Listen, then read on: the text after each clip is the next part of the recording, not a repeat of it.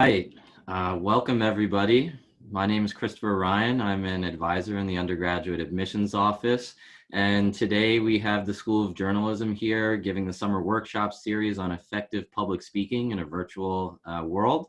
So before we really get into the content pieces today, I do want to ask a few questions to see where everybody's from. That way we can tailor it to things that you're looking for. So we have 3 questions prepared. You're going to see the first one now. So really, where are you from? Are you in New York, outside of New York, maybe outside the US? Give you a few moments to answer that one.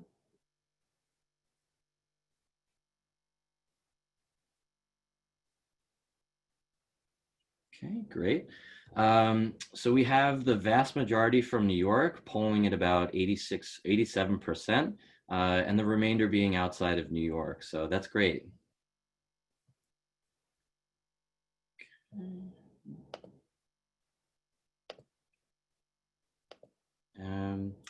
Tian, I'm sorry, I actually need help with the transfer to the second question. How do I do that?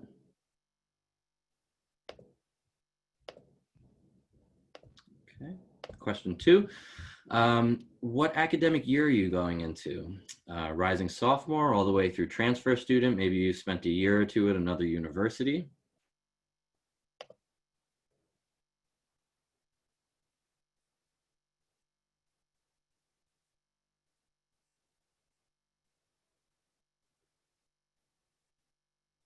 Okay, pretty similar split to the geography. So we have the vast majority being rising seniors. So maybe you're beginning to check out, the college search process and what you're looking for in your undergrad experience.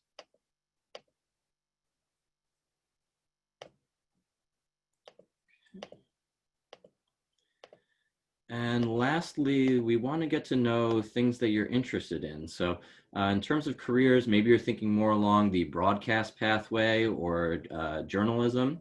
There's media and communications, and maybe you're still feeling it out.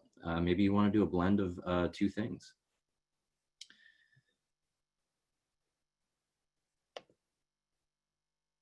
Okay, so this is a very united group. Again, 82% are still feeling it out. We have about 7% interested in journalism and then another 10% in media and communications. So I'm a little surprised there's no broadcast on here today, but maybe we could change your mind once you're at Stony Brook. So I'm going to kick it over to Erica Karp now. She's in the School of Journalism and she's going to give you a little overview now. Hi, everyone. So thank you for joining us today. My name is Erica Karp. I coordinate recruitment and outreach for Stony Brook University School of Journalism.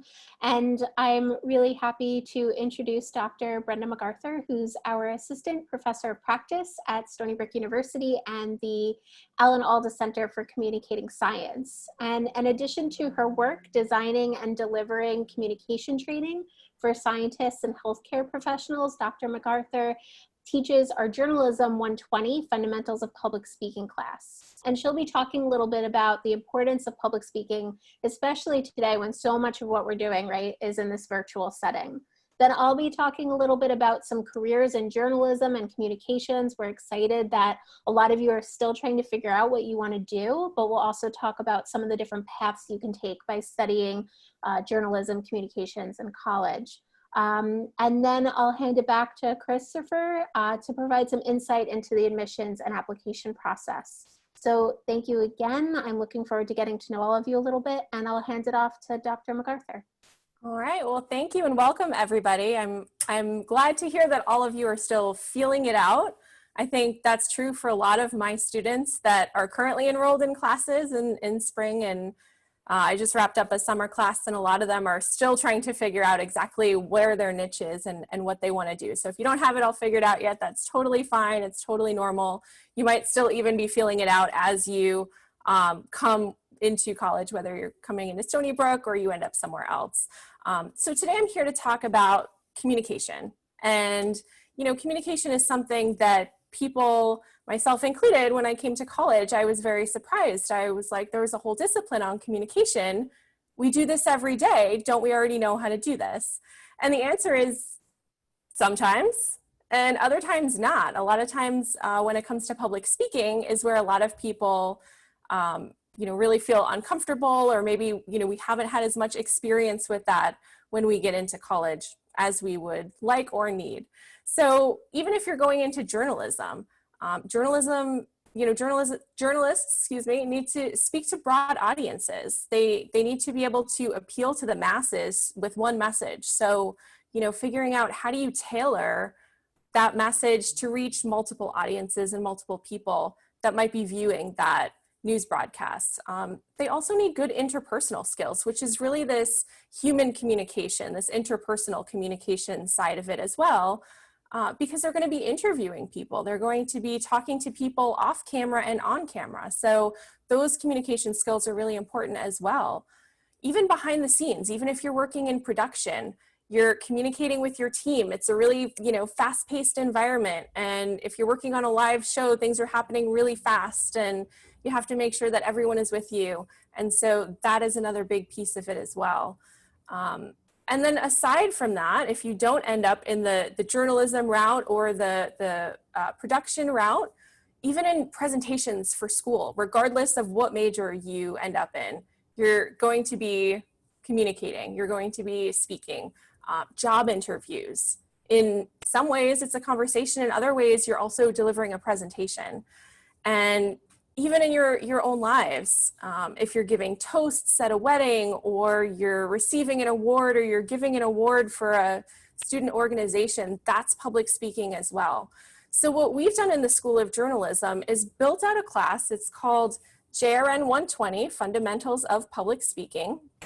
And it's a completely online public speaking class. I'm just going to show you this slide here so you have it as well.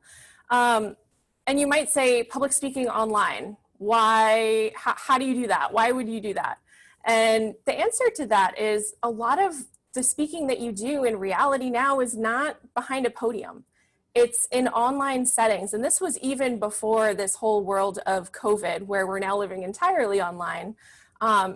Most of the job interviews that I did were online, at least the first round. You're meeting via Zoom conference, work presentations, conference calls. You're talking to people on the other side of the country or in another country, and you're giving those presentations online. And you may think, well, if I've taken a public speaking class, I know how to speak in person, that translates really easily. But the reality is it doesn't always. There's a lot of moving parts. I have right now a PowerPoint slide up. I have my window up with all of you so I can see your faces. And I'm trying to look at my camera as well so that it looks to you as though I'm looking at you rather than looking down at your faces on my screen. So we've developed a class, which is an entirely online class, which is really appealing to a lot of our students, because you can take it whether you're here or if you live in the city or you live in another state. It's really easy. You don't have to come to campus for this class. And my whole goal when we created this was to build a class that is applicable. So regardless of what major you end up in, you could transition over to math halfway through and realize, I really like math. I'm going to go do that. And this class would still be applicable to you. My whole philosophy with college classes is you need to be able to take those skills and use them right away, because otherwise, what's the point? Or at least that's the way I felt as a student. So this class is really built around how do you prepare for an online job interview? How do you prepare for an impromptu presentation where maybe, you're giving a presentation, you have a speech prepared, and then people are asking you questions that maybe you weren't expecting or that throw you off. How do you deal with that and keep your composure as well? And then we go into typical, outlines, and how do you build transitions, and how do you build thesis statements and elements of delivery and all of that. So for me, I find that it's really fun class to teach, and the students also really enjoy it because they have said over and over that, they're taking something away from it. They feel like they can apply the skills that they're learning. For some of them, the mock job interviews that we do are the only chance they're going to get unless they seek out additional help. It's going to be the only chance, that you might get to practice before you actually find yourself in an interview setting. The other nice thing about this class is that it fulfills one of the general education requirements at Stony Brook. So regardless of what major you're in, you're going to have to take what we call a speaking requirement. And so this class would fulfill that. There's no prerequisite, so it's something you could take really early on in your career. You can even take it as a high school student. So for those of you who are juniors and, you know, maybe looking for something to do over the summer, you're trying to prepare, figure out, you know, how do I make that transition to college? You could actually enroll as a high school student into this class and take this class, and then you're coming in with those credits already. And I will say, I know I'm giving you a lot of information, but if you do have questions, please fill them out in the chat feature at the bottom of your screen. You can chat to ask a question, and we'll get to those a little bit later in the presentation. And so you might also ask, okay, so this new age public speaking, how do you do it? How do you train people to be spontaneous? How do you train students to, you know, have a presentation and have their notes, but then also be able to adapt to an audience? Because, you know, we feel comfortable when we have our notes. We're used to preparing and practicing. You know, even for this presentation right now, I had notes that I went through of, okay, you know, what are the talking points that I really want to hit on? But I also need to be open and, you know, listen to who are you guys? You know, what do you want? We looked at those polling questions. What are you interested in? So all of that could shift the presentation as well slightly. So you might say, well, how do you teach that? And one of my jobs, one of my roles at Stony Brook is I also work in the Alan Alda Center for Communicating Science. And this public speaking class is taught by a lot of our Alda Center instructors. And what the Alda Center is we use improvisation, so the theater training, to help you learn how to connect with an audience and how to combine that preparation with spontaneity. So, you know, when I say improv, you might be thinking comedy or SNL, whose line is it anyway? And that is one distinct form of improv. That's not the type of improv we use. Our type of improv is really focused around connection. So, you know, if I'm speaking to a broad audience, if I am going to be on a news broadcast or I am interviewing somebody in the field, how do I, you know, tailor that message so that it really lands with all of the different audiences who may be, you know, watching that presentation at home? And so that's what we do through some exercises. And I'm actually going to take you guys through one right now, because I know sometimes it's a little hard to think about, you know, okay, improvisation, that kind of makes sense, but what is it actually? So what you should all be seeing at this point is a blank slide. And what I'd like you to envision on this slide is a castle. And if you have a sheet of paper, you can feel free to pull that out and actually draw this out. Or you can just think about it as I'm talking. I'm going to describe this castle to you, and I want to see how close your depiction is to what I'm seeing in front of me. So I am standing, as I look at this castle, I'm standing on a bridge. And it's a long bridge over a moat of water leading into a double door entry of a castle. And next to those double doors, there are two big pillars with the outline of a castle at the top. It kind of indents a little bit, so you could hide between some of those walls. And then on either side of that, they come out even further. And then at the two corners of the castle have two big pillars as well. And they have really tall, skinny windows in them. And right at the front of the door, there's a little patch of green grass on this bridge.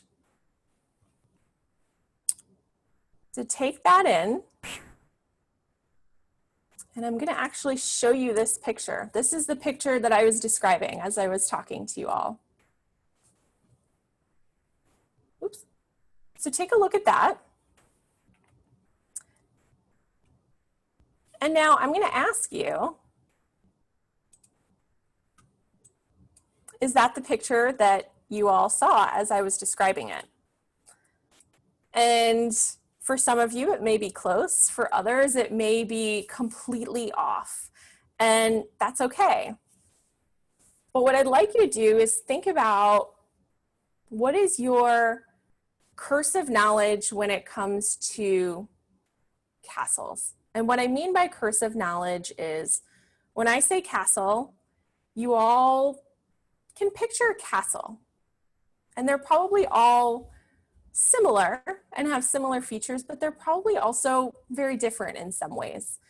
And those images that you have in your head are going to be based on your prior experiences. Have you seen a castle? Have you been to England? Have you seen them in fairy tales?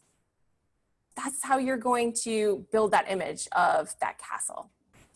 And so how I would use this in the class is to prepare for an impromptu speech. So the way that that one assignment is set up is, I tell my students, you are actually going to be in a presentation very similar to this. You're at new student orientation, and you are going to answer a question about Stony Brook University.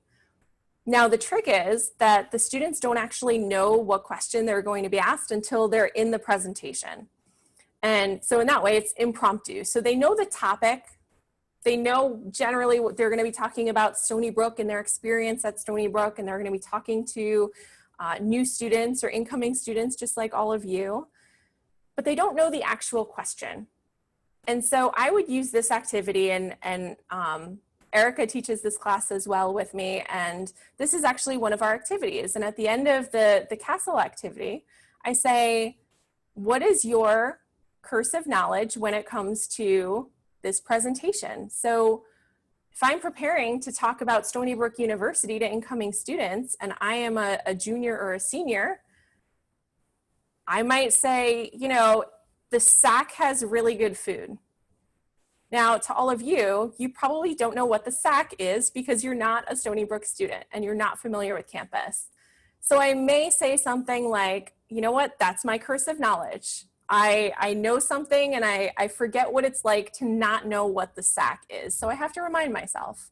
And so, you know, my feedback would be, you know, as you're preparing, think about what the audience doesn't know. What do they need from you? So in that case, as incoming students, you all would need to know, well, what is the SAC? What does SAC stand for? What is there? So for our purposes today, the SAC is the Student Activities Center on campus. It's one of our student unions, and there's a big cafeteria in there where you can go and get food and then sit down. There's big auditoriums in there.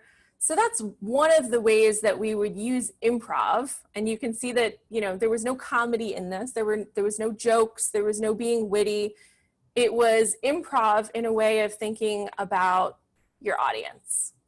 And instead of focusing exactly on what do I want to say, what do my, you know, details need to be, it was a nice way for you to be able to flip your preparation to focus on your audience and really think about, what do these students know? What do they not know? Why are they here? And what do they need from me? So that's just one of the exercises. I hope that was enjoyable for you all. But what I would say is, you know, coming into Stony Brook, coming into possibly the School of Journalism, explore different options, be open to different things. You know, public speaking, like I said, taking this class is a nice way to just get a head start on your general education requirements. And it's going to be really helpful for you, whether you decide to become a journalist, work in production, or find yourself in a broader communication degree program. Maybe you're interested in a mass communication degree or something like that. Or perhaps you transfer out, and that's fine too. But this is just, you know, one way of thinking about public speaking in what I call a modern world, in today's world. You know, now we're completely online and it's a whole new form of communication. So I think at the School of Journalism, we're one step ahead. You know, we've had this class running for about a year now. And it's been really popular, as you can imagine, just because this is what we have to do every day. So I will stop there. If you do have any questions, again, feel free to populate them in the chat and we'll go through them as we move through today's presentation. Thanks, everyone. I will send it back to Erica. Thank you. So I do think we had one question about JRN 120 and taking it as a high school student. So I did go online just to double check to make sure, and there is more information on Stony Brook's summer session website. So if you click on the high school students link, you can learn more about taking summer classes at Stony Brook as a high school student, and there are some guidelines about the year that you should have completed, grade point average, as well as a list of classes. So going forward, for next summer even, you can consider that. So I just wanted to make sure that that question was answered. So if we don't have any other questions about the public speaking portion of this, and we'll return to questions so we can revisit them definitely. I'll provide everyone with a little bit of an overview of the School of Journalism. So just give me 1 second.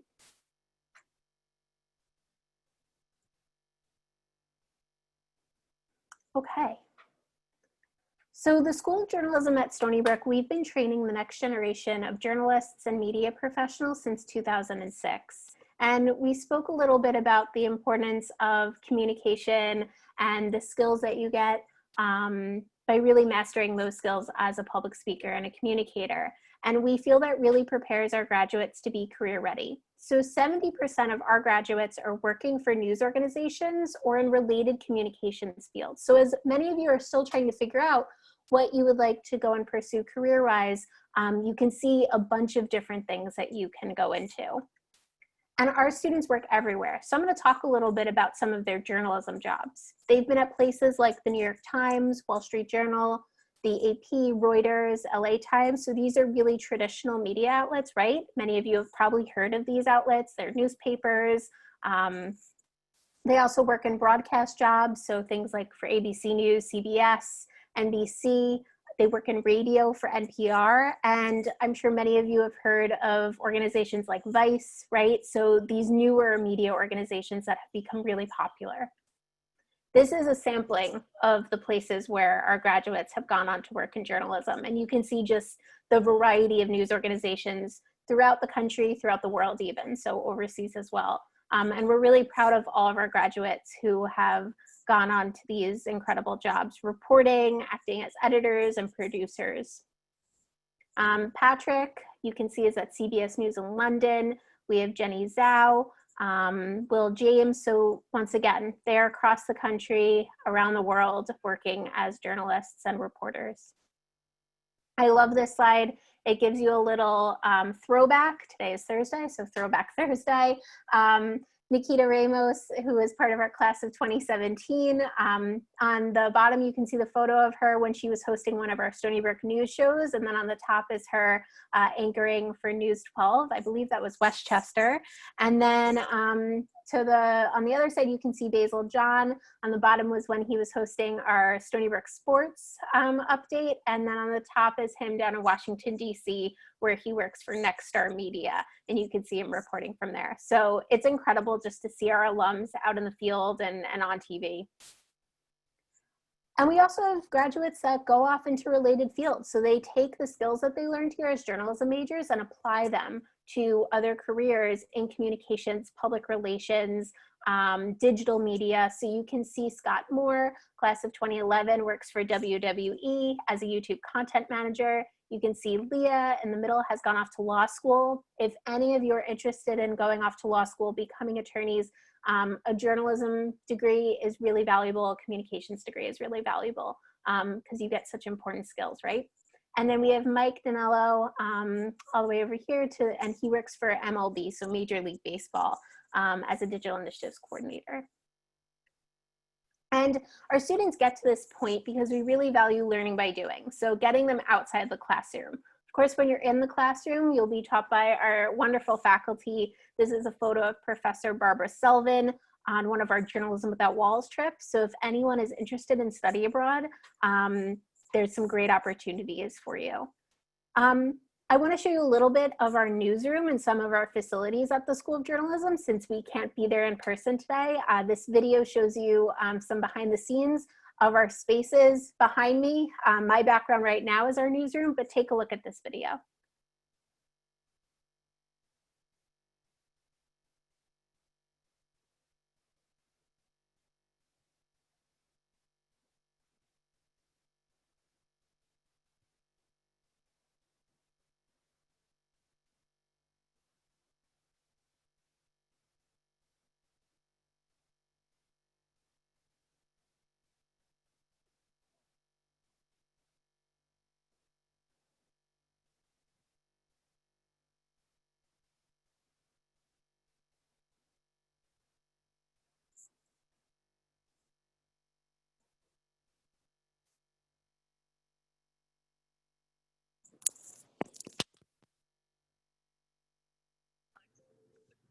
So I'm going to start it over.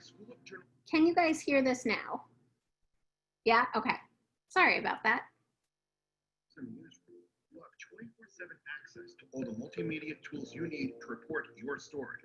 From fast internet, website creation tools, and the Adobe suite of software. This space is for the exclusive use of our journalism majors and minors. In addition, you'll get expertise instruction from professors with extensive journalism experience. We also have a state-of-the-art TV studio and control room for you to produce your newscasts. You will learn to make your news broadcast using the same tools the pros use, such as Ross Carbonite and Expression for graphics. We also have equipment for doing live reports from the field. We're going live to Caitlin McDuffie, who's at Stony Brook Hospital. Katie? Thanks, Alex. The coronavirus is now an international concern, which isn't good news for those who decide to study abroad this semester, especially in places that hit the coronavirus hard, like Italy. Our newest addition is our podcast studio, where students can learn to produce and distribute great news podcasts. We hope you enjoyed this brief look at what awaits you for when you come to Stony Brook. Please reach out to us anytime if you'd like more information on what you saw. So our students work out of our TV studio, which you saw a little bit there in our control room. They produce Stony Brook News, which is our weekly news show. Students working for those of you who are interested in writing, and that's wonderful. We have opportunities for you as well to explore those interests reporting. So through the Osprey, which is our online news website, where actually it was really incredible this semester when our students had to leave campus, you know, they were still in their classes and they were still, how are they going to go out and report and what were they going to report on when the focus is typically Long Island? And that was okay. They were spread across the country and they were reporting from their home communities. So you can see this story here was from a student who went back to Cincinnati, Ohio, and she was out reporting and they did some really incredible work. And you can see more of that work on our website. They did The New Normal, which was a podcast series, our narrative journalism students. So like, if you're really interested in creative writing, long form writing, Professor Bereg, who's also our undergraduate director, is incredible. And her students put together scenes from a pandemic where they did these first person accounts from different places and they wrote different stories, from the pandemic. And you can see Melissa, the photo of Melissa in the middle here, one of our students, actually doing her broadcast classes from home. So they did their weekly news shows from home. We shipped them out equipment and they were able to keep up such fantastic work. So we're really proud of all of them. We have a unique partnership with Wshu Public Radio, which is an NPR affiliate station, and you'll hear Stony Brook students live on the air. We have students working there in year-long paid supervisory positions and then each semester for credit. So it's just a great opportunity to get clips, and we'll talk about some other internship opportunities in a little bit.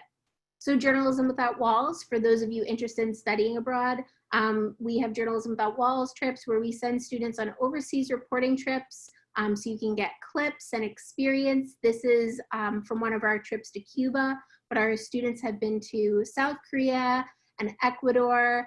They've been to Turkey and India. They've really been all over the world, and it's just a great opportunity.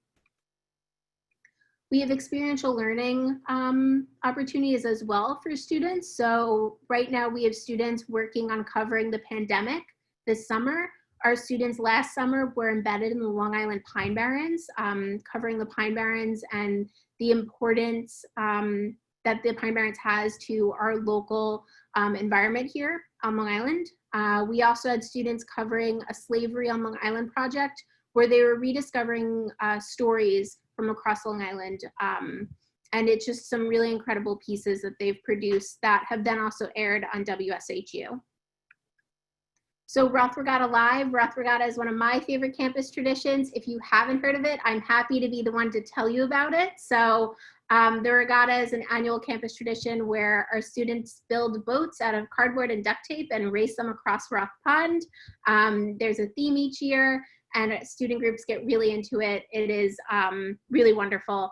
And our students do a live show of the regatta. We also have a speaker series called My Life As, where famous journalists will come to campus or even virtually, they'll speak to our students. So you can see a few of our guests on the bottom right. You may recognize Christiane Amanpour, Gretchen Carlson, the late David Carr. On the top, Rukmini Kalamaki is a New York Times reporter covering ISIS. And then we also hosted Jill Weber, who is the editor of Bloomberg Business Week. So a real variety of journalists. We also have opportunities to get you into the city. Reporting in New York City is a popular class that you can take. There's also Professional Fridays trips where we send students into Manhattan and they go and visit news organizations. And one of my favorite things about this trip is how when we have alumni working at those news organizations, a lot of times our alums lead them on the tours of the newsroom, and it's a great networking opportunity. Professional Fridays is another one of my favorite traditions at the School of Journalism. So internships, really important. You've probably heard this before. For those of you who are interested in journalism now, even go out to your local newspapers, your weekly newspapers that may be close by, and see if they're looking for interns. You can take advantage of those opportunities now.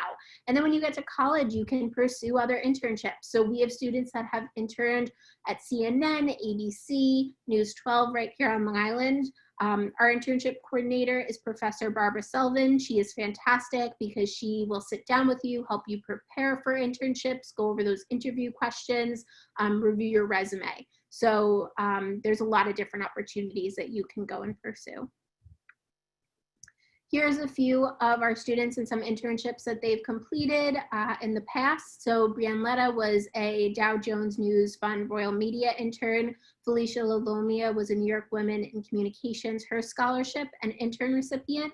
And then Rebecca Leapson was the New York Times 2019-2020 fellowship. She was part of their inaugural fellowship program. So she spent her first year post-grad at the New York Times. We also have a Wall Street Journal fellowship. So once again, if you're interested in that international reporting or traveling, this is definitely something to keep an eye out for. So Rachel Eiler was our Wall Street Journal fellow for 2020. She went off to London and then really had to come back home pretty soon after because of the pandemic. And she needed to make sure she was back in the US because she already had a job lined up at an NBC affiliate in Wisconsin. And it was really incredible to follow her journey. I was talking to her on the phone through a lot of this happening, and it was exciting. And she's doing fantastic out in Wisconsin. She's on air and really enjoying herself. Campus media, so at Stony Brook. It's really important, you'll hear this from everyone, really to get involved, no matter what school you end up at, but get involved as soon as you can. And you can get involved right away with some campus media outlets at Stony Brook. So the Press, the Statesman, and Independent, WUSB is the campus radio station as well. So the School of Journalism does have some scholarship opportunities. So a lot of these opportunities are for our current students. So after your freshman year, you can begin to apply. And I know that that's always a question, are there scholarships for students? So I definitely encourage you, if you decide to pick Stony Brook, please apply for them. There's scholarships for everyone. So no matter what you're interested in. So if you would like to learn more, please feel free to visit our website. There's some stories posted and just information about the school. You can also give us a call or send us an email and follow us on social media because we post a lot of our happenings there. So that's kind of the overview of the School of Journalism. Of course, you're more than welcome to, when we can once again meet in person, you're more than welcome to come and visit Stony Brook, and I will give you a tour of the newsroom and TV studio. So I look forward to that day when we can do that again. I want to join you on that tour. I got to do the tour maybe about a year ago now, and it was truly impressive, the spaces that you have access to. When we were going through, we had people doing the weather, we had people on the front desk, we had people behind the cameras. So the fact that you could really immerse yourself in the experience of being a journalist or broadcasting or some kind of media professional is really incredible.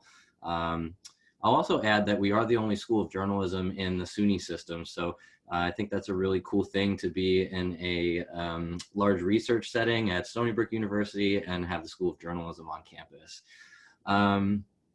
just a couple more things from, really the admissions perspective.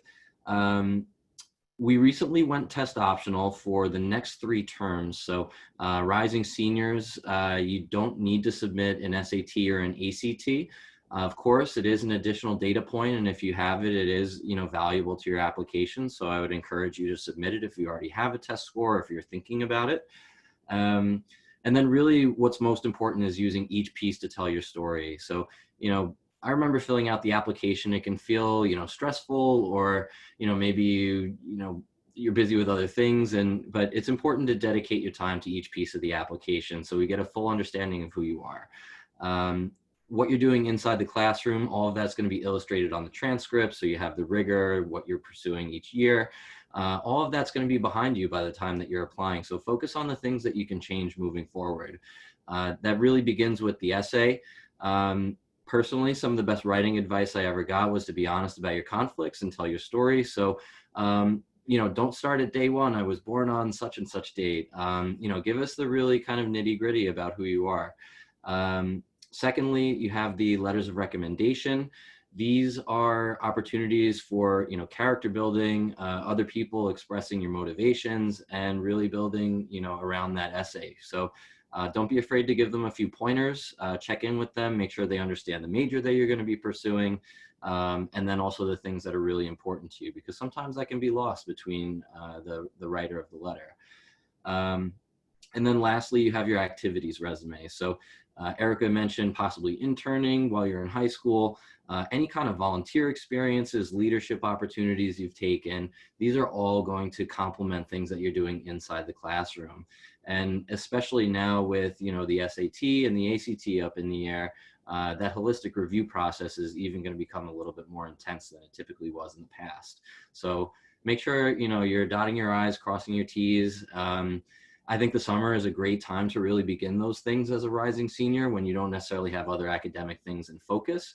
So, take an hour a week, or, however much time you need to dedicate to it, and, put things on the page, and make sure you're making it count, because these are the things that are going to help you with scholarships. They're going to be, special admissions to programs and things. So take your time with those, and admissions is always here for you if you need to speak with someone, as well as the School of Journalism. I guess that's like a final point. If you have any school newspaper experience, we really want to see your enthusiasm for journalism or media communications or broadcasting. So be sure to highlight that. There always seems to be this kind of self-starting quality in journalists and media professionals. So, you want to chase ideas, maybe you're motivated by your worldview, and you have a penchant for telling and finding the truth. So, make sure all of those things are really coming forth in your application when you're applying to us.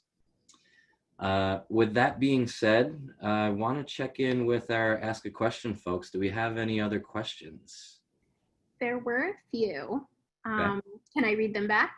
Absolutely. Okay, so a question was, do you have a communications major? And I'm glad that this question was asked, because we've been talking a lot about journalism and communications, right? So currently Stony Brook does not have a communications major. That being said, the School of Journalism is expanding and growing, and we are starting to introduce communications classes. We have a new professor that's been hired whose background is in communications, and we are looking at introducing a communications major, but that it doesn't exist yet. So while it doesn't exist yet, there are going to be some additional opportunities in the near future that we are working on. So I'm really happy to report that, and it's a really exciting time to be a part of the school as it grows. So another question was, how soon can I get an internship freshman year? Yes, really. So you work closely with Professor Sullivan at the School of Journalism. These are for journalism internships. And she'll clear you. You want to make sure that you're prepared, but we have had students who go and pursue internships right after their freshman year. So that is an option for you. Let's see. Erica, when can students start with the backpack journalism, things on campus and such? So the campus media outlets? Yes. So campus media outlets, you can start the day that you get on campus. Go down to their office. They're in the Student Activity Center. They're in the Student Media Wing. go and visit them. A lot of times they have open houses for students. It's a great way, in addition to get that experience, right? If you really want to go into journalism and you want to learn how to write really well, but it's a really great way to meet people and make some new friends. So you can do that right away. So. And I think if you're looking for that internship opportunity too, that could be valuable experience to show, to demonstrate your interest, but also garner some skills along the way before you look for that more professional opportunity. Definitely. Erica, I can jump in with a few questions as well. There was one that came through. Can I apply what I learn in JRN 120 to in-person speaking, or is this just for online presentations? That's such a good question. The answer is yes, you can apply it to both. The nice thing about this class is that it's built on traditional public speaking foundations. It's built on communication theory. How do you connect with an audience? How do you present yourself in a professional manner? How do you dress appropriately? Get rid of filler words like ums and ahs, use gestures in an appropriate way rather than in a distracting way. So absolutely, in-person presentations, it's great. Online presentations, we've added in those extra skills of how do you look at a camera? How do you set up, the background of your shot so that it looks professional and things like that. Another question, what are some other ways I can get better at speaking? And that is a great question as well. It's a great question to ask early on. I would say use your cell phone. Anytime you have any kind of presentation, interview, whatever it may be, record yourself on speaking in front of your camera and watch it back, as painful as that seems. And I do a lot of speaking, a lot of presentations, and I have to watch myself back often, and I cringe constantly, but you do eventually get used to it. And that part of it becomes a lot more comfortable, and it also gives you the ability to see things that you wouldn't notice when you're speaking. So if I, I used to have long hair, and I would play with my hair a lot. And I didn't realize it until I actually watched myself back. Or, now that we're online, a lot of students will present like this, and they'll be, swiveling in their chair or rocking in their chair and not even realize it until they watch it back. So use a mirror, use, if you want to start out with a mirror, get an idea of what you look like, what you sound like, say it out loud rather than in your head. It definitely is the next level of preparation, and then watch yourself back as well. Brenda, if I could just hop in and build off of that idea, it kind of reminds me with essay writing as well, and just really writing in general, is you want to read a lot and, gather voices from other places. So maybe watch some of your favorite public speakers. YouTube's a great outlet for that. It was Neil Gaiman who said that you're going to sound like many people before you sound like yourself. So, read aloud your essays as well, and find your voice and experiment. You got to learn the form, vary the form, and then be able to transcend it.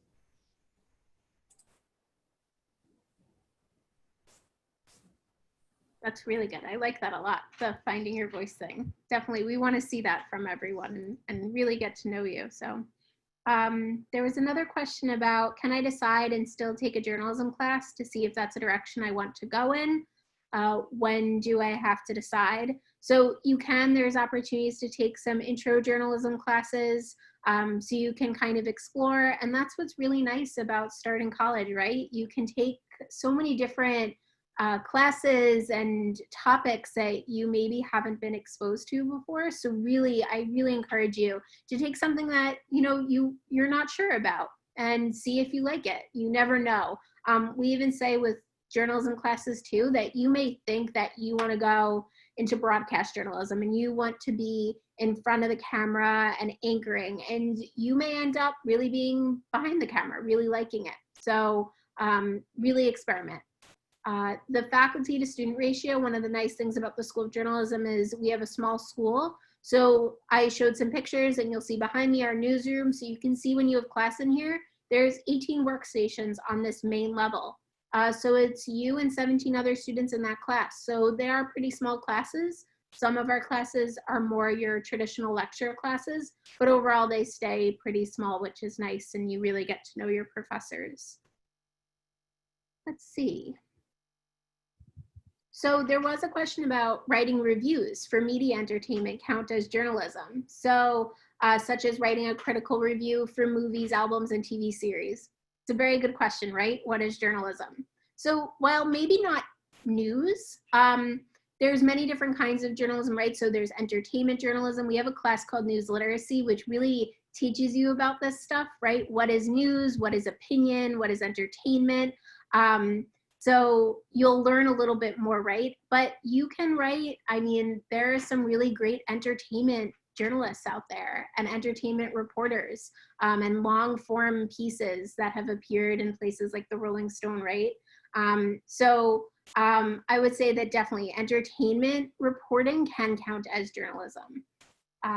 There's another question about choosing a track in the journalism major, such as print and broadcast. We like to stay away from tracks at the School of Journalism, and that's because we want you to be really well-rounded. Because many of you, when you graduate and you go off to work, you'll be maybe writing, but you'll also have to know how to shoot video and photos. So, but because we understand that you may have some really specific interests, right? You may love broadcast journalism, and that's great. You may love writing. We give you opportunities to pursue those areas a little bit more in the classes that you take. So it may not be really a specific track. You won't be like a broadcast journalism major. You'll have opportunities to explore those specific areas a little bit more in depth. I think those were all the questions that I saw. Were there any other questions that Christopher, you saw, or? I do not have any more questions on my end. How about you, Brenda? It looks like one just came in. Do you have any tips for college interviews? I would say that the college interview is very similar to a job interview. The people on the other end, aside from looking at, grades and scores and all of these data points, they're looking for fit with, the college or fit with the organization. So do your research ahead of time, look into what organizations you might want to be a part of. Look at, what departments or what specific faculty you might want to work with. Any of those, points can really hit home. And then also, same with job interviews, come prepared with questions. Do your research ahead of time, and then also have some really, well-crafted questions. I would say always prepare one or two. So when someone says, do you have any questions for us? You're not just sitting there going, no, I'm good. Always come up with something, would be my I think suggestion there. That's really great advice. I mean, the questions piece and the fit, those are two big things that we look for in admission. So I can't, I back that up 100%. Similar to what we were saying about the application pieces, we want to get to know you. So, try and show that, authentic side of yourself. It's natural to have some kind of jitters or, going into something that's really important to you. And, it's good to show that in some ways, but at the end of the day, we want you to be yourself, and we want to, learn a little bit about you. So it's good to prepare some talking points in advance, like Brenda was saying.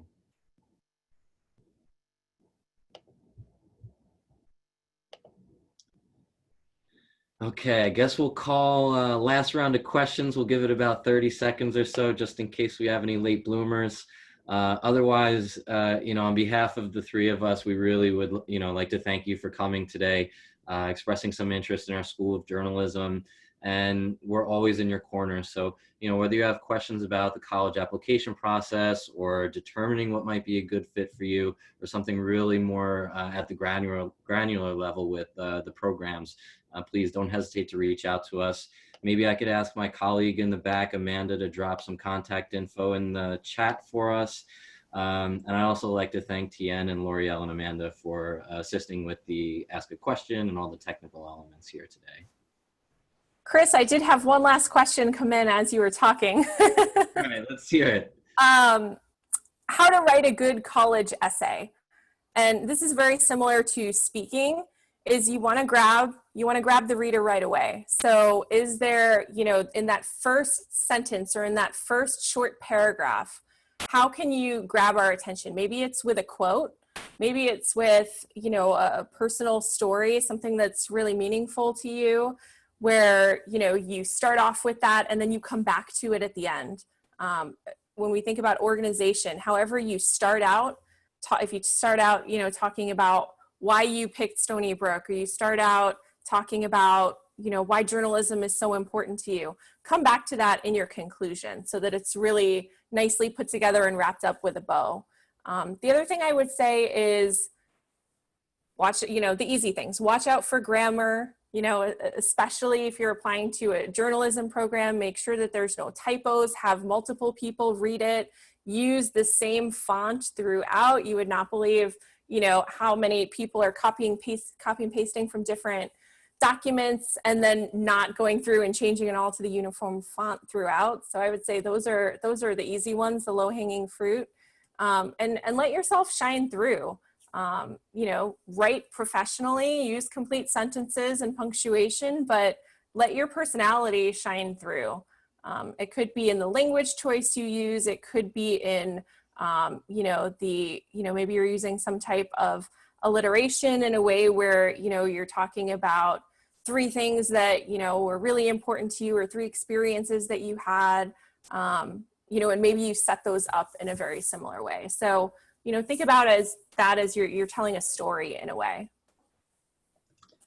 Yeah, I really love that. And similar to the, what you're describing with practicing your speeches on, with a recording, reading your writing aloud is a really easy way to find, awkward sentences that you might trip over, and, it might draw some attention to it in terms of finding your own voice, and also, what might need to be changed. So I love that. Lastly, we did have a summer workshop. So in our summer workshop series we have every Thursday, we recently had one about actually essay writing. So that was hosted by the creative writing program on campus. So anyone who needs a refresh or is interested in learning more about that, I highly recommend that. I was one of the admins in the background on that. It was a great presentation, and I think there'll be a lot of easy takeaways from that. Oh, great. So, okay, I guess we'll conclude now. Again, thanks everyone for joining us. And if you have any questions, we have the enroll@stonybrook.edu, email for admissions. And Erica, what was the one for journalism?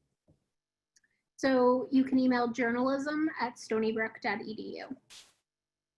Excellent. All right, everybody, enjoy the rest of your summer.